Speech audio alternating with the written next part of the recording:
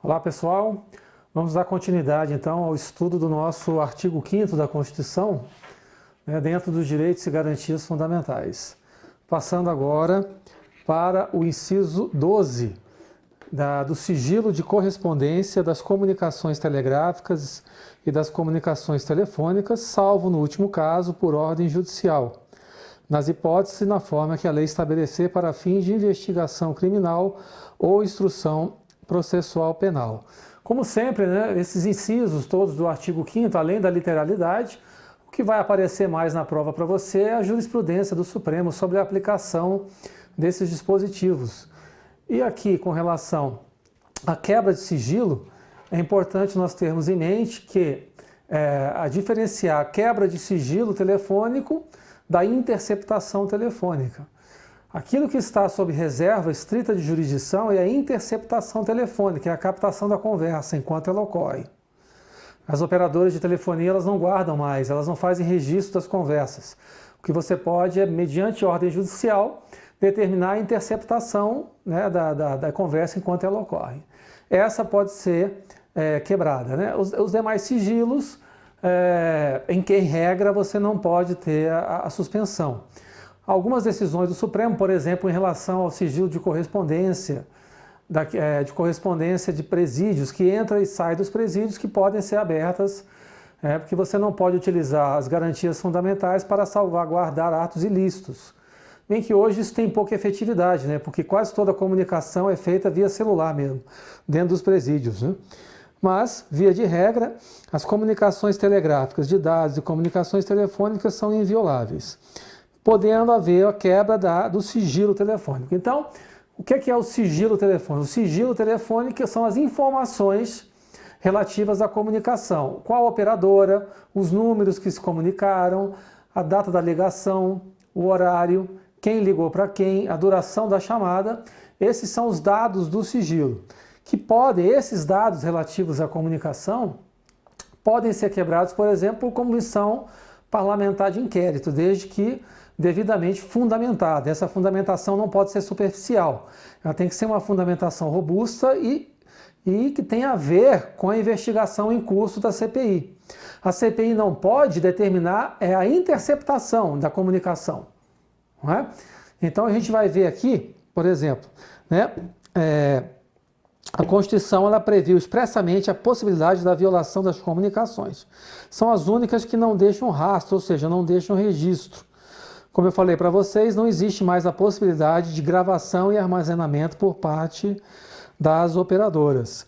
E aqui uma decisão do Supremo, de relatoria do Celso de Mello, que fala que as hipóteses de busca domiciliar, interceptação telefônica, decretação de prisão ressalvada a flagrância, são obrigatoriamente determinadas por decisão judicial.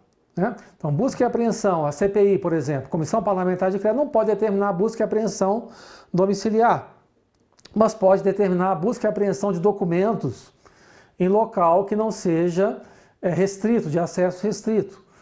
A Comissão Parlamentar de Inquérito pode, por exemplo, determinar a prisão em flagrante, como qualquer pessoa. Eu e você podemos prender em flagrante o sujeito que esteja cometendo um crime, um ato ilícito.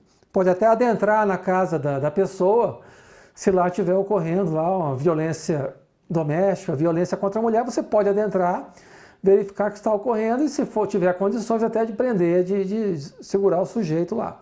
Mas a interceptação telefônica não, só por determinação judicial. Vamos mais adiante aqui. Vamos fazer uma comparação aqui entre os tipos de gravação e captação de sons. Então você tem a gravação ambiental, que é a de comunicação ambiente, feita por um dos interlocutores sem o conhecimento da outra parte.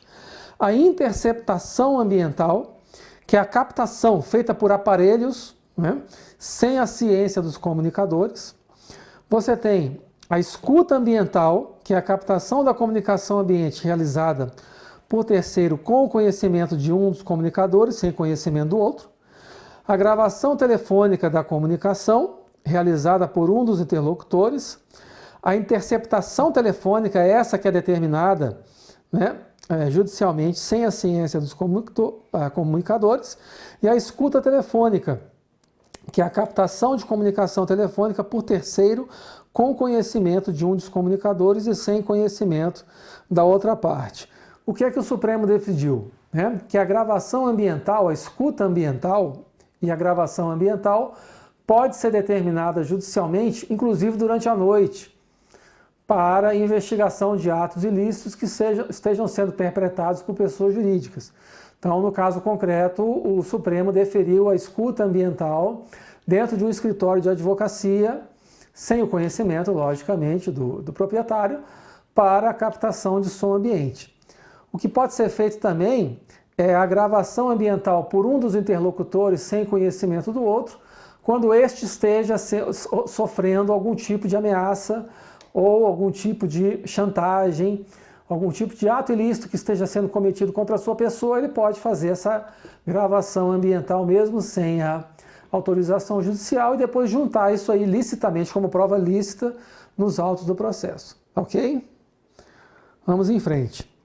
Prova emprestada também tem a ver, né?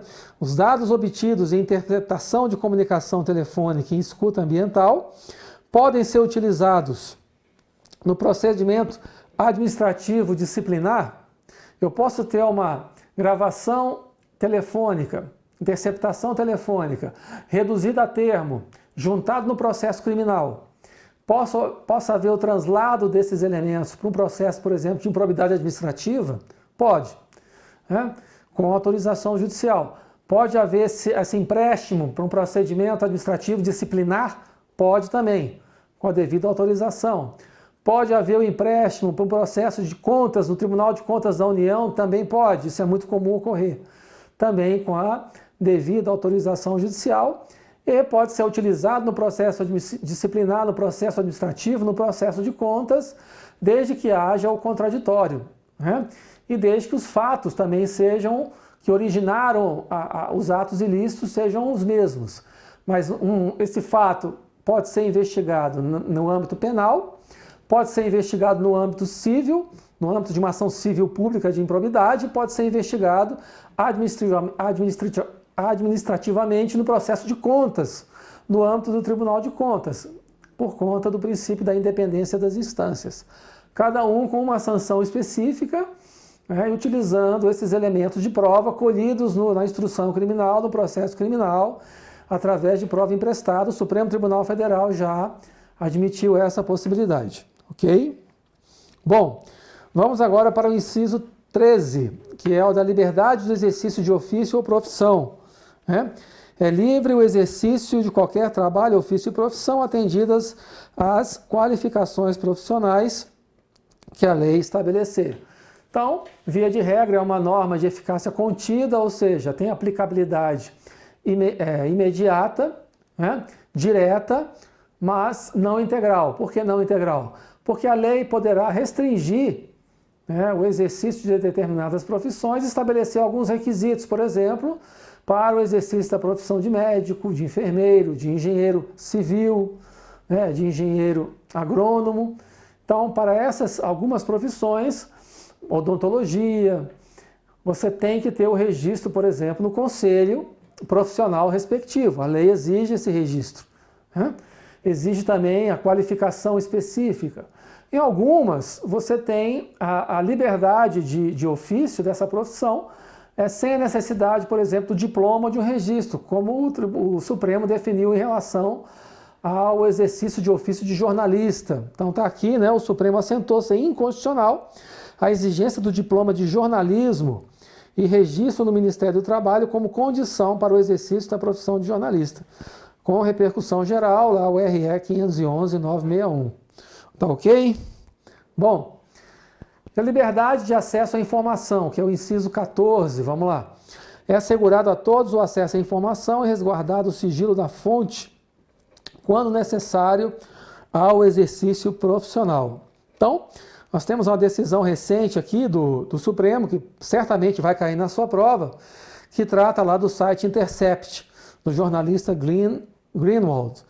a divulgação de conversas e trocas de informação. Então, o Supremo assentou a proteção constitucional da fonte do jornalista que publicou as informações que ele, do jornalista Greenwald, que publicou essas informações tendo origem numa fonte não conhecida. Então, ele assegurou o sigilo dessa fonte para o exercício da profissão do jornalista investigativo, mas ressalvou também que esse sigilo não pode dar salvaguarda à prática de atos ilícitos. Significa dizer que, se for comprovado a prática de algum ato ilícito, seja pela fonte, seja pelo jornalista, esse sigilo não será oponível. Então, a prática de um ato que viole alguma norma de direito material, de direito processual, algum direito, alguma liberdade, uma garantia fundamental, para conseguir essa informação, o sigilo da fonte não poderá ser oponível. Mas nesse caso específico aqui, do Intercept, a despeito sobre a forma de obtenção do material, a liberdade de imprensa não pode ser vilipendiada por atos investigativos dirigidos ao jornalista. Então, via de regra é essa, o sigilo da fonte, seja para o exercício da profissão de advogado, seja para o exercício da profissão de repórter investigativo ou de jornalista, é assegurado pela Constituição Federal. Beleza? Vamos em frente. Liberdade de locomoção. Então, é livre a liberdade de locomoção no território nacional em tempo de paz, podendo qualquer pessoa, nos termos da lei, nele entrar, permanecer ou sair com seus bens. É um direito, ligado à liberdade, ao direito de locomoção, um direito de primeira dimensão ou de primeira geração, contra o qual poderá ser impetrado, cuja violação ou ameaça de violação pode ser impetrado habeas corpus. Inclusive, remédio constitucional destinado a salvaguardar essa garantia aqui. Ok? Isso, agora, guarde que essa liberdade é em tempo de paz. Então, determinadas liberdades, inclusive de locomoção, podem ser restringidas em algumas condições, como, por exemplo, no estado de sítio, no estado de defesa, ou mesmo no estado de emergência ou de calamidade pública, por exemplo, com relação à pandemia do Covid-19, pode haver algumas restrições para permanência em determinados locais, para redução de mobilidade, para não frequentamento de determinados locais, proibição de frequentar determinados locais, públicos inclusive.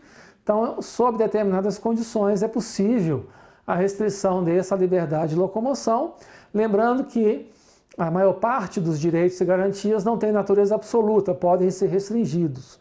A exceção do que a gente já falou aqui também, que é, por exemplo, a vedação da tortura, a vedação do banimento de penas cruéis, que tem a sua natureza absoluta, Não existe exceção para a prática da tortura. Mas, via de regra, os direitos e garantias fundamentais, eles não se revestem de caráter absoluto. Ok?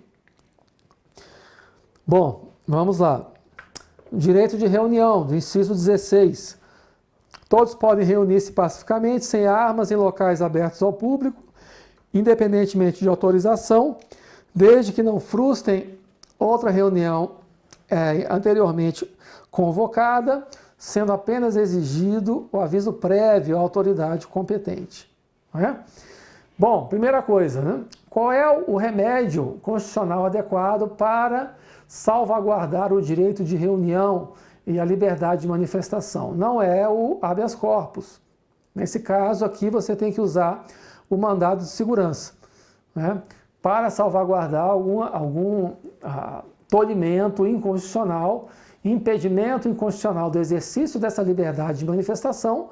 Você vai lançar a mão do mandado de segurança, do mandamus, e não do HC. E algumas decisões do Supremo que vão cair na sua prova, que é importante você ter em mente aqui. Por exemplo, manifestações solicitando a liberalização do uso de drogas ou de entorpecentes. Na DPF 187, o ministro Celso de Mello, que conduziu o voto vencedor, assentou que é constitucional você realizar um evento para defender, por exemplo, a liberalização da maconha, a chamada Marcha da Maconha. Também assentou ser constitucional a possibilidade de que pessoas portem armas durante a manifestação. É estranho isso, né? A pessoa pode estar portando armas? Sim, se ele tiver o porte de armas, se for um policial, se for uma pessoa, não há problema. O que você não pode é ter uma reunião de pessoas armadas ali, porque senão você configura um grupo armado, digamos assim. Mas, via de regra, não criminalizou, não impediu que uma pessoa pudesse frequentar uma reunião portando arma. É uma decisão polêmica, mas que foi decidida aqui na DPF, também 187.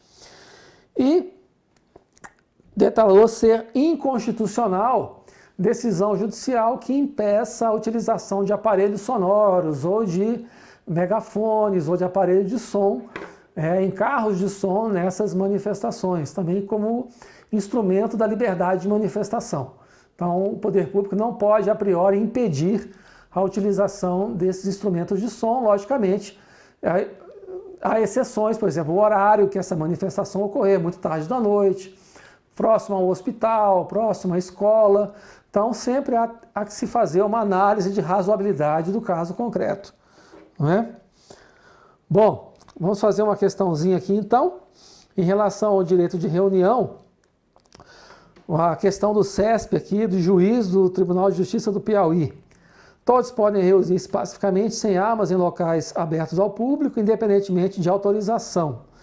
Então, lembre que você não precisa de autorização, você precisa da comunicação à autoridade competente antes de realizar essa reunião, essa manifestação, que normalmente ou é a Polícia Militar ou a Defesa Civil, ou os dois. Desde que para fins lícitos, não se incluindo entre estes, por exemplo, a defesa em espaços públicos da legalização das drogas. Errado, né? A gente viu aqui que o Supremo Tribunal Federal, no caso concreto, permitiu que houvesse a realização de uma reunião que estivesse defendendo, né, a liberalização da maconha, chamada Marcha da Maconha. Isso é diferente de uma reunião que faça apologia, que esteja todo mundo lá fumando maconha, aquela marola geral, tocando Planet Hemp, e o pessoal lá fazendo, aí já seria a configuração de um ilícito, né? Do pessoal realmente estar fazendo uma apologia. Isso deveria, certamente, isso também chegaria ao Supremo e ele teria que fazer um distinguishing.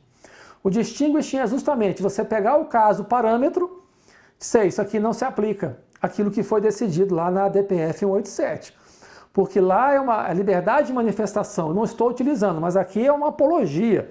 Eu estou utilizando o entorpecente e estou incentivando as pessoas, inclusive jovens, crianças, a utilizar esse entorpecente. Então eu preciso tomar cuidado, se cair o caso concreto na sua prova, ou você for fazer uma redação, fazer esse distinguishing entre o caso parâmetro, né, entre o precedente e aquilo que está ocorrendo no caso concreto. Ok? Bom, vamos aí para os incisos 17, 18, 19 e 20. Esses 4 incisos tratam da liberdade de associação, né? Então, é plena liberdade de associação para fins lícitos, vedada de caráter paramilitar. Então, toda a liberdade de associação, né? E no inciso seguinte, no inciso 17, ele já vai dizer, né, que é livre a liberdade de associação independente de autorização dos poderes públicos. Qualquer um de nós pode criar uma associação, registrá-la no registro civil, né, das pessoas jurídicas, criar essa associação e sendo vedada a interferência estatal. Mas veja que a Constituição fala para fins lícitos. Né? Não posso ter uma associação para a propagação do racismo, na Ku Klux Klan, por exemplo. Né? Como a gente está vendo aí, movimentos querendo ressuscitar isso aí. Ou para a distribuição e uso de drogas, de entorpecentes, e nem de caráter paramilitar. Né? Forças Armadas Revolucionárias, Sendero Luminoso, desse tipo, né? De querer fazer uma revolução militar ou querer se utilizar de pegarem armas para defender os seus interesses ideológicos ou colocar a força a serviço das suas ideias e dos seus interesses. Isso é absolutamente vedado pela Constituição. Lá no inciso 19, né? Afirma que as associações só podem ser compulsoriamente dissolvidas ou ter suas atividades suspensas por decisão judicial, exigindo-se no primeiro caso o trânsito em julgado. Olha que interessante isso aqui, né? Eu posso dissolver uma associação por decisão judicial do juiz de primeira instância? Posso. Então o juiz de primeira instância pode, no despacho, falar o seguinte, ó, suspendo as reuniões da associação, da agremiação do time de futebol tal. Estava praticando violência, tocando terror nos estádios, o juiz pode, né, por um despacho, né, de primeiro grau, suspender as atividades da associação. Mas a dissolução compulsória, ou seja, a extinção daquela agremiação, daquela associação de torcedores de futebol, ela só pode ser compulsoriamente, ou seja, extinta com o trânsito em julgado, ou seja, ela entra com recurso, isso vai para o tribunal, entra com outro recurso, entra com agravo, embargos, transitou em julgado, aí sim pode haver a dissolução dessa associação. Uma coisa que você deve fazer a diferença é a desvinculação do vínculo jurídico do associado. Então já teve questão do CESP, por exemplo, que a quebra do vínculo associativo pode se dar por decisão judicial. Ora, não podendo a associação deliberar sobre isso. Veja que a questão ela foi muito maliciosa, né? O que é quebra do vínculo associativo? Uma coisa é você falar da associação, do vínculo associativo de todos os associados. Nesse caso, a associação só pode ser dissolvida por decisão judicial, exigindo-se o trânsito em julgado para a sua extinção. Mas a quebra do vínculo de um associado, vamos supor lá que uma associação de moradores decidiu afastar um dos associados. O que é que o Supremo falou? Não, a associação pode fazer isso. Pode, não tem problema nenhum, não exige decisão judicial, mas pela eficácia horizontal dos direitos e garantias fundamentais, que nós já estudamos aqui, a associação é obrigada a oferecer o contraditório e a ampla defesa. Ela não pode sumariamente, simplesmente, imotivadamente, não é, afastar o associado. Simplesmente por uma briga política ou por antipatia entre o presidente da associação e um dos associados. Não, tem que se oferecer o contraditório, a ampla defesa, inclusive já foi decidido aqui, não é? No recurso extraordinário 201.819, a aplicação do devido processo legal para afastamento do associado, né? Ou seja, a dissolução do vínculo associativo. Mas a questão do CESP ela foi maliciosa, porque ela falou, né, a quebra do vínculo associativo, marcou errado isso aí. E muitos concurseiros, muitos candidatos não concordaram, eu também não concordo, né, com o gabarito, porque ali a quebra do vínculo associativo pressupõe do associado e não da associação em si, mas o CESP manteve lá o gabarito, né? Vamos em frente. Aqui é importante fazer dentro da liberdade de associação, uma diferenciação entre representação processual ou substituição processual. O que é isso? Vamos voltar um pouquinho aqui, ó. Ninguém pode ser compelido a associar-se ou permanecer associado. Vamos lá no inciso 21, né, da Constituição. Olha o que é que diz o inciso 21. As entidades associativas, quando expressamente autorizadas, ou seja, o associado dá autorização dele por escrito, tem legitimidade para representar seus filiados judicialmente ou extrajudicialmente. Então, eu sou filiado, por exemplo, ao Sindicato dos Bancários, sou filiado ao Sindicato dos Jornalistas, sou filiado a uma associação de defesa do consumidor. Essa associação pode entrar com uma ação em meu nome, né, representação judicial, desde que eu autorize lá, né, para conseguir alguma vantagem ou para pedir em juízo algum direito líquido e certo que, porventura, a categoria entenda que disponha. Então, essa é uma hipótese que nós chamamos de representação processual. Então, é preciso ter a autorização dos associados. Uma outra hipótese é a chamada de substituição processual, em que eu não preciso ter autorização individual de cada um dos associados para que ela entre com uma ação. Mas essa ação é uma ação de caráter coletivo, seja o mandado de segurança coletivo, seja mandado de injunção coletivo. Então vamos ver, por exemplo, lá no inciso 70 do nosso artigo 5º, o inciso 70. O mandado de segurança coletivo pode ser impetrado por partido político, blá blá blá, organização sindical, entidade de classe ou associação legalmente constituída em funcionamento há pelo menos 1 ano em defesa de seus membros ou associados.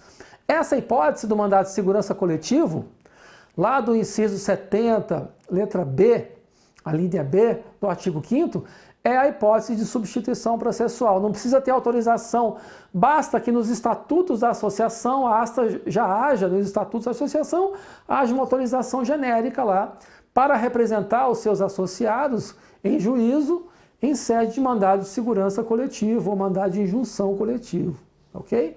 Então, esse resuminho aí que você tem lá no material teórico que eu coloco aqui para vocês. Representação judicial, necessita de autorização expressa. Substituição processual, que é o mandado de segurança coletivo, não necessita, basta autorização genérica. Então, representação judicial, defesa dos direitos associados em qualquer ação judicial, menos o mandado de segurança coletivo, inclusive recursos administrativos. E substituição processual, defesa dos direitos no mandado de segurança coletivo e também no mandado de injunção coletivo, ok? E aí você não precisa dessa autorização. Certinho? Vamos em frente aqui. Vamos falar rapidão aqui do direito de propriedade, né? O direito de propriedade é um direito de primeira dimensão, de primeira geração, assegurado pela Carta da República, mas que não é também um direito de natureza absoluta. Ao lado do direito de propriedade, a Constituição consagra a função social da propriedade. E essa função social da propriedade, seja ela rural ou urbana, é que vai permitir uma série de limitações ao exercício desse direito. Então você vai ter, por exemplo, a desapropriação por interesse social para fins de reforma urbana. Você vai ter a desapropriação em títulos da dívida pública, desapropriação sanção, lá do capítulo da Constituição que trata da ordem urbana, pelo não exercício da função social da propriedade urbana, do solo urbano não edificado, subutilizado ou não utilizado, né? E aí você pode ter a desapropriação. Você vai ter também a expropriação, que é a retirada da propriedade sem indenização do proprietário que for pego cultivando plantas psicotrópicas ou com a utilização de trabalho escravo ou análogo ao de escravo, né? E também para fim de reforma agrária, né? A desapropriação de propriedade rural para fins de reforma agrária. Então você tem aí, né, os incisos da Constituição que tratam sobre isso. Inciso 22, que garante o direito de propriedade, o 23, que diz que a propriedade atenderá à sua função social, né? E aí alguns dispositivos da Constituição vão dizer lá, o artigo 182 e o artigo 184, né, vão dizer da função social da propriedade urbana e da propriedade rural, né? Desapropriação por necessidade ou utilidade pública ou interesse social, mediante justa e prévia indenização em dinheiro, ressalvados os casos previstos nessa Constituição. Então, a indenização, via de regra, ela é feita em dinheiro. Mas a própria Constituição, tanto no artigo 182 quanto no artigo 184, estabelece também as hipóteses de desapropriação em títulos da dívida agrária, né, e títulos da dívida pública, quando for o caso da desapropriação sanção, que está lá no artigo 184. Vamos ver se a gente vai falar sobre ele aqui mais na frente. Aqui, nós vamos falar. Aqui, ó, o artigo 182. Parágrafo 2º. A propriedade urbana cumpre a sua função social quando atende às exigências de ordenação expressas no plano diretor do município. Obrigatório para municípios com mais de 20 mil habitantes, lembra lá no artigo 182. Se você não atendeu a esse plano diretor, você está sujeito, né, à desapropriação sanção, que ocorre lá, né, no artigo 182, parágrafo 4º. Vamos ver aqui? Vamos ver aqui, ó. Artigo 182. É facultado, parágrafo 4º, né? Parágrafo 3º diz que os imóveis urbanos, via de regra, são indenizáveis, desapropriados são indenizáveis em dinheiro.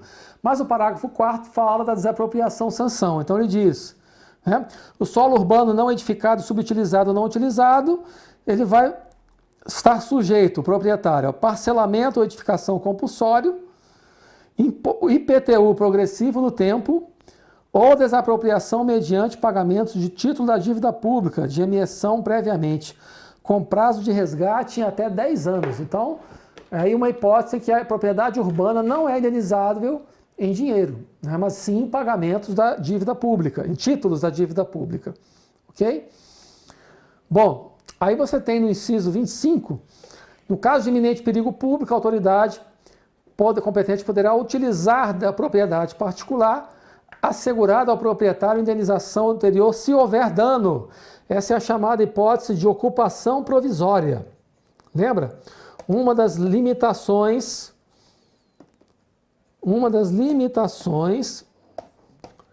né, da propriedade particular, né, da interferência do poder público no domínio econômico privado. A ocupação provisória, também a requisição administrativa, também é uma outra possibilidade, né, de requerer administrativamente bens, por exemplo, respiradores de hospitais. O poder público, se encontrasse numa situação de calamidade, em tese ele poderia requisitar esses respiradores para utilização no sistema de saúde, mediante depois posterior indenização. E a ocupação provisória, que é a ocupação da propriedade particular, também assegurada a indenização se houver dano. Okay? O inciso 26 fala da pequena propriedade rural, desde que trabalhada pela família, não será objeto de penhora para pagamento de débitos decorrentes da atividade produtiva. Não é qualquer débito. Okay? Débitos decorrentes da atividade produtiva. Pequena propriedade rural. O que é a pequena propriedade rural? É aquela que vai ser definida em lei, se eu não me engano, até 250 hectares. Não poderá ser objeto de penhora para pagamento de dívida, por exemplo, que você financiou o custeio da sua plantação, se o banco financiou a comercialização da sua produção, se financiou o investimento em melhorias, em benfeitorias na sua fazenda, ele não poderá, o poder público, o banco não poderá penhorar a sua propriedade, essa pequena, desde que utilizada pela família, não é? Para pagamento de dívida do Proagro, né? Pagamento de dívidas com o banco que financiou a sua produção. Ok? Então é isso aí. Outros também que são insuscetíveis de desapropriação para fins de reforma agrária, né? Pequena e média propriedade, assim definida em lei, desde que o proprietário não possua outra. E a propriedade produtiva, essa qualquer que seja ela, né? Grande ou pequena. Certo? Veja que a função social da propriedade, ela aparece também como princípio da ordem econômica, lá no artigo 170, inciso 3º. Ok? Bom, aí falamos da desapropriação sanção, falamos da requisição, né? O direito de propriedade é um direito de eficácia contida, com restrições aí esparsas em vários dispositivos constitucionais, como nós falamos aqui. A desapropriação para a reforma agrária, ela é indenizada em títulos da dívida agrária, lá conforme o artigo 184. Mas as benfeitorias úteis, elas são indenizáveis em dinheiro. Benfeitorias úteis são aquelas necessárias para a correta fruição daquela propriedade, né, ou pela produção, né? Não é benfeitorias voluptuárias, de embelezamento, essas não são indenizáveis em dinheiro. Apenas as benfeitorias úteis. Tá certo? Encerrando então o direito de propriedade, a gente continua aí no próximo bloco ainda no artigo 5º da nossa Constituição.